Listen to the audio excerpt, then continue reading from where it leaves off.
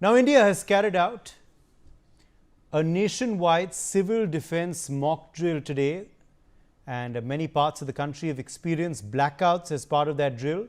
Visuals have poured in from all across the country, including from Delhi, from Jaipur, from Patna, and many more cities in India. My colleagues have filed ground reports from a number of locations where these mock drills were conducted. Let's leave you with these ground reports. 22 जिलों में इस समय blackout exercise चल रही है। यह अंधेरा इसलिए है क्योंकि लाइट जो है, फ्लैश लाइट हम जो है वो ऑन नहीं कर सकते हैं, क्योंकि ब्लैकआउट एक्सरसाइज के दौरान कंप्लीट ब्लैकआउट जो है, ऐसी परिस्थिति को रखना बेहद ज़्यादा ज़रूरी होता है इमरजेंसी सिचुएशंस में, क्योंकि ये वो प्रैक्टिस है जो कि 1971 की वॉर में ज़्यादातर बॉर्डरिंग इलाकों में देखने को मिलती थी। जब पाकिस्तान के फाइटर जेट्स जो हैं वो हवा में उड़ान भरते थे, उस समय कंप्लीट ब्लैकआउट जो है उसको कर दिया जाता था। आज देश में सिविल डिफेंस जो मॉक ड्रिल की गई है, उसके बाद से परिस्थितियां जो है वो इस समय अगर बात करें तो तनावपूर्ण है, क्योंकि आज भारत की ओर से माकूल जवाब जो है वो पाकिस्तान को दिया गया है। लेकिन इसी बीच देश की सुरक्षा भी बेहद ज़्यादा ज़रूरी है, देशवासियों की सुरक्षा बेहद ज़्यादा ज़रूरी है। किसी भी आपातकाल में इस तरीके से आप जो है वो खुद को और अपने परिवार को जो है वो बचा सकते हैं, और यही कारण है कि आज कंप्लीट ब्लैकआउट की परिस्थिति जो है वो सरकार की ओर से की गई है। पंचकुला में इस समय किया गया है।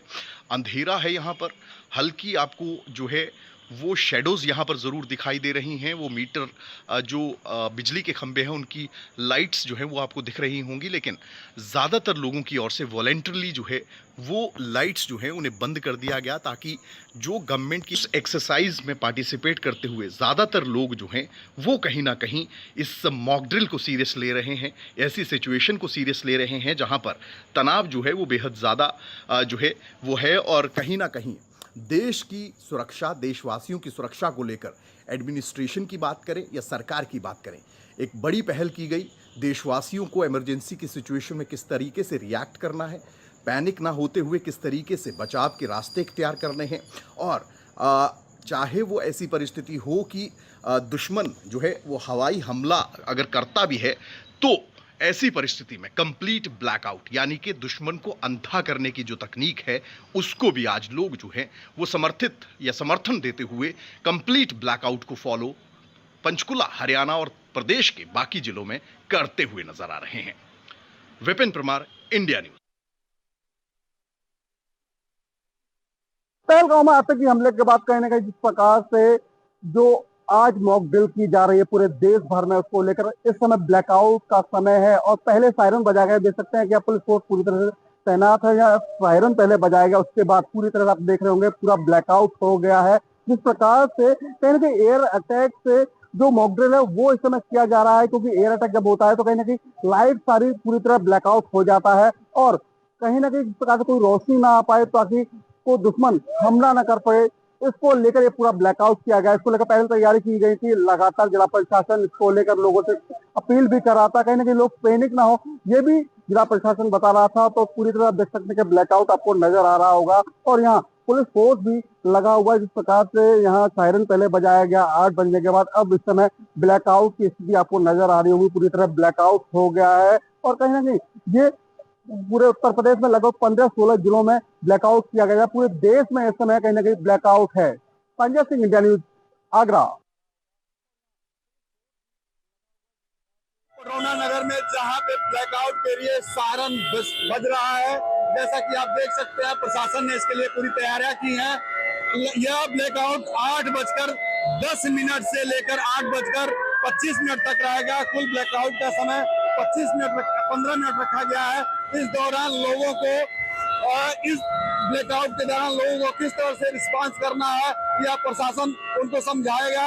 आपातकालीन स्थितियों में लोग किस तरह से अपना बचाव करें, लाइट न जलाएं, घरों के अंदर खिड़कियों को बंद रखें, ये सब बात बताई जा रही है। कुशीनगर से इंडिया न्यूज के लिए मनीष मिश्रा। पहलगांव में आतंकी हमले के बाद कहीं ना कहीं जिस प्रकार से जो आज मॉक ड्रिल की जा रही है पूरे देश भर में, उसको लेकर इस समय ब्लैकआउट का समय है और पहले सायरन बजाया गया। देख सकते हैं कि पुलिस फोर्स पूरी तरह से तैनात है। या सायरन पहले बजाया गया, उसके बाद पूरी तरह से आप देख रहे होंगे पूरा ब्लैकआउट हो गया है। जिस प्रकार से कहीं ना कहीं एयर देश के 244 जिलों की तरह बिहार में भी, राजधानी पटना में भी मॉक ड्रिल शुरू हो चुका है। सबसे पहले हम आपको सुनाते हैं जो सायरन की आवाज है। जब एयर अटैक की आशंका रहती है, जब संभावना होती है, तो अलर्ट करने के लिए इसी तरीके से सायरन बजाया जाता है। तो ये पटना पुलिस की गाड़ी है और देखिए कि ये सायरन बजाया जा रहा है और ये सायरन बजता रहेगा। और देखिए कि ये पटना, ये कोतवाली के एसएचओ हैं, ये लोगों से अपील कर रहे हैं कि लाइट्स अपनी आप बंद कर दें। हम भी आपसे अपील करेंगे, आप लाइट बंद कर दें।